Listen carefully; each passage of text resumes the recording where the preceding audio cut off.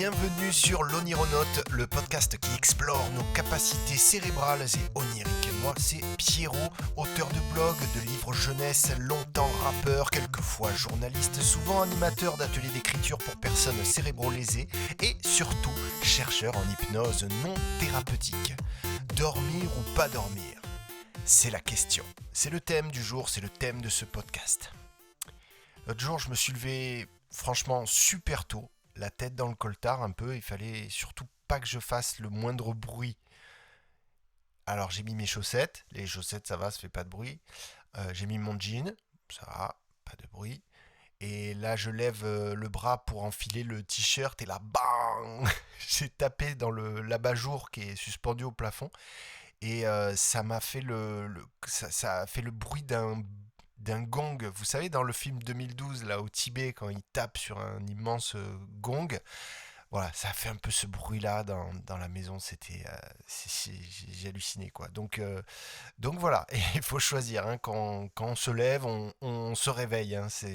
Être à moitié endormi, c'est un petit peu dangereux. Alors, que tu aies des problèmes ou pas avec le sommeil, ce podcast va t'apporter des solutions concrètes. Je précise qu'on va parler de sommeil uniquement. On va pas parler de rêve aujourd'hui. Alors, en préambule, faisons un petit peu de mythologie. J'appelle ça le petit décrassage grec. Vous connaissez l'expression les bras de Morphée, hein, se blottir dans les bras de Morphée, se plonger dans les bras de Morphée, enfin je sais plus comment on dit, mais... Eh bien, saviez-vous que Morphée est un homme ? Absolument. Je ne sais pas si ça vous fait plaisir ou pas du tout de l'apprendre, mais voilà, Morphée est un homme, un gars, un dieu même, qui est le fils de Hypnos, le dieu du sommeil, et de Nyx, la déesse de la nuit. Voilà.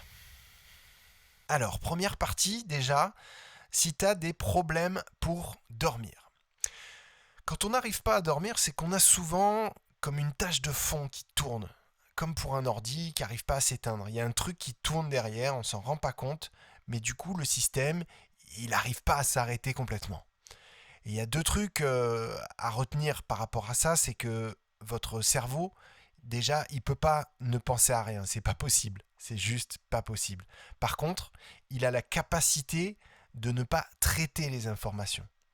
Et ça peut paraître difficile, mais en fait c'est beaucoup plus simple à faire que ça en a l'air.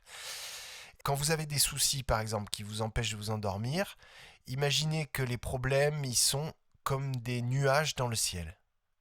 Voilà, ils peuvent être assez gros, les nuages, hein, ils peuvent même être un peu sombres, ils peuvent faire un petit peu peur ou quoi, pas trop.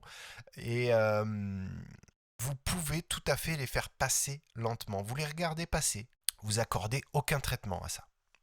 Voilà, vous gérez pas, vous gérez rien. Si ça vous fait penser à d'autres trucs, ben vous laissez passer les autres trucs. Vous traitez pas non plus les autres trucs qui arrivent.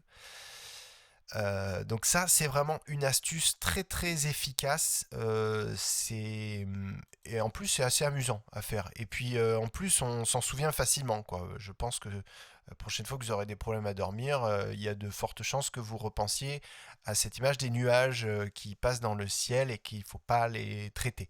Voilà, il ne faut pas s'en occuper. Deuxième astuce, un peu plus physique pour le coup, c'est la respiration. Je ne sais pas si vous savez, mais dans les techniques liées à la respiration, il y a deux approches. Il y a ce qu'on appelle la dynamisation, où on va un petit peu plus inspirer d'air qu'on va en expirer. Ça va mettre le feu, hein, mettre le boost au corps. Et bien, la technique inverse, justement, celle qui nous intéresse, consiste à prendre conscience de sa respiration, respirer lentement, mais petit à petit, d'expirer un peu plus d'air qu'on en inspire, c'est-à-dire passer un peu plus de temps sur l'expire que sur l'inspire. Alors si j'invente le mot l'inspire, on va pas du tout s'en sortir. Dernière astuce, d'ordre un peu plus général, cette fois-ci, c'est plutôt une histoire d'état d'esprit. Oubliez complètement toute approche volontaire. Le sommeil, c'est presque le contraire même de la volonté. Vous pourrez jamais vous voir passer la porte du monde des rêves. Mais genre, absolument jamais. Parce que le principe même, c'est la perte de conscience Donc le principe du dodo, c'est la perte de conscience. On ne peut pas assister à sa perte de conscience, c'est pas possible. Donc si vous dormez pas, déjà, commencez par vous pardonner de ne pas dormir. Si vous en êtes à vous dire il faut que je dorme, c'est mort quoi. Il n'y a aucune chance. Déjà, quand il y a du il faut, déjà vous êtes dans l'erreur quoi. Le il faut à tout faux, hein, vous savez. Si vous vous dites putain, je suis trop con, j'arrive pas à dormir, merde, voilà, franchement, arrêtez, rallumez, allez boire un verre d'eau, un truc, changer de move quoi. Le maître mot, c'est le lâcher prise. C'est la base du dodo. La fonction sommeil de ta physiologie, elle carbure au lâcher prise. Et plus tu taquines en lâcher prise, et tu peux aussi t'entraîner la journée, moins tu auras de galères d'insomnie. Et puisqu'on parle de lâcher prise, passons justement à la seconde partie de ce podcast qui est le problème inverse. C'est quand on a besoin de ne pas dormir, c'est-à-dire tout ce qu'on peut mettre en place pour éviter le sommeil.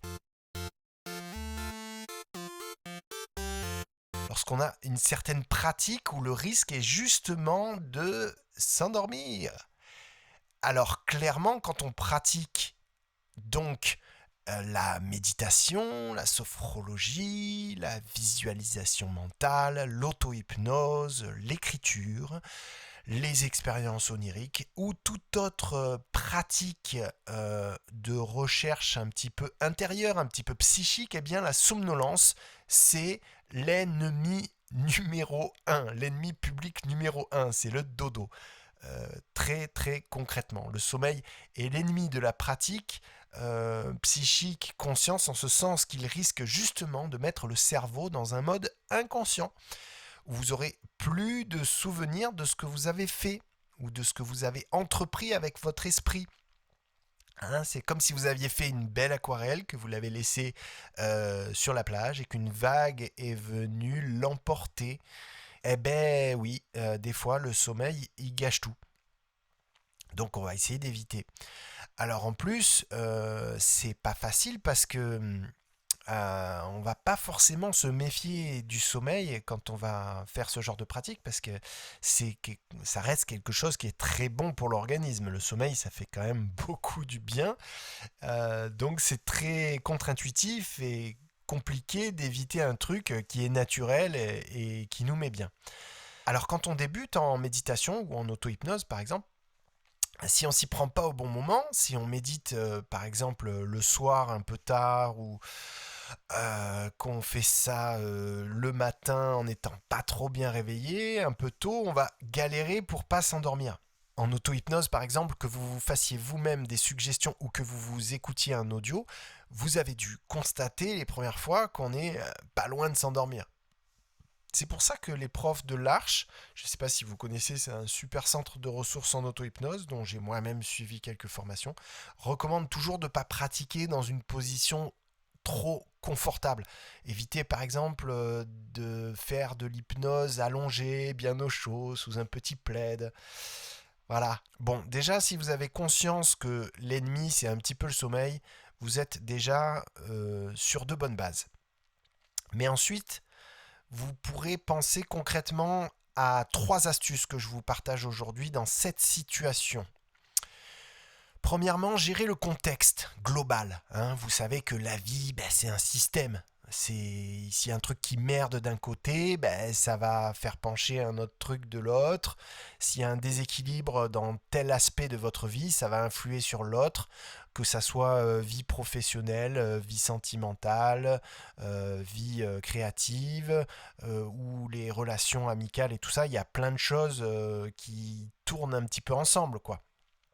Donc au plus vous allez faire attention à cet équilibre un petit peu général, au plus vous allez éviter ce genre de problème d'endormissement au moment où vous n'avez pas envie de vous endormir. Deuxième astuce, avant vos expériences psychiques, quelles qu'elles soient, posez une intention de dynamisme. Dites-vous dans votre tête, voilà, maintenant je vais faire ça, je veux obtenir tel résultat en faisant ça, ça va être intense, je me sens bien réveillé, je me sens bien, j'attaque, j'ai un peu la niaque, et voilà, prenez les choses de manière active et non pas passive, ça va vraiment éviter tout problème de somnolence intempestive. Et enfin, dernière astuce,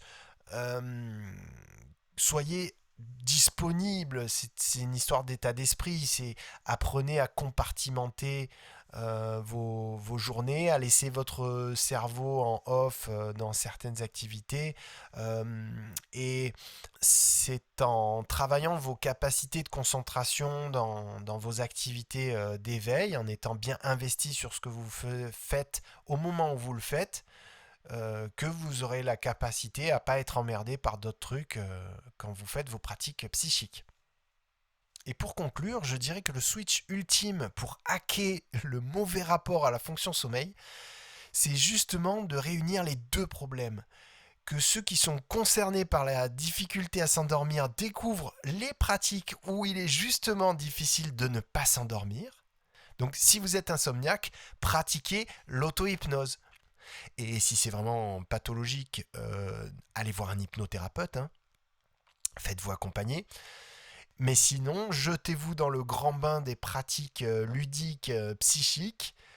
De toute façon, ça va pas vous faire de mal, ça va globalement vous faire avancer au niveau général. Et quand même, il y a de grandes chances que ça dissolve vos problèmes d'insomnie sur le long terme.